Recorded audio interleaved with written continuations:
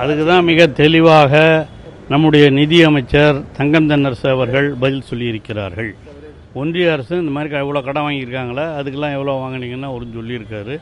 அதனால் இது அவர் அரசியலுக்காக எதனா பேசிக்கிட்டு இருப்பார் தவிர அவருக்கே மனசாட்சின்னு ஒன்று இருந்தால் தெரியும். தமிழ்நாடு தான் இந்தியாவிலேயே வளர்ச்சி பெற்ற மாநிலம் என்பதை ஒன்றிய அரசு வெளியிட்டிருக்கிற அறிக்கைகளிலேயே நிரூபிக்கப்பட்டிருக்கிறது. அதையும் தமிழக முதலமைச்சர் அவர்கள் தெளிவாக சொல்லியிருக்கிறார்கள். அதைத்தாங்க, அதுக்கு தான் தங்கம் தென்னரசு அவர்கள் மிக தெளிவாக பதில் சொல்லியிருக்கிறார்கள். நாங்கள் கமிஷனுக்காக கடன் வாங்குறோம்னா நீங்கள் வாங்குகிற கடன்லாம் எதுக்காக வாங்குறீங்கன்னு கேட்டிருக்காரு அவர். நம்மளோட அதிகமாக வாங்கினவங்க 2014 எவ்வளோ இருந்தது, இப்போ 2025 எவ்வளோ கடன் இருக்குங்கிறதையும் நல்லா குறிப்பிட்டு அழகாக தங்கம் தென்னரசு அவர்கள் சொல்லியிருக்கிறார்கள். அதுக்கெல்லாம் முதல்ல அண்ணாமலை பதில் சொல்லட்டும்.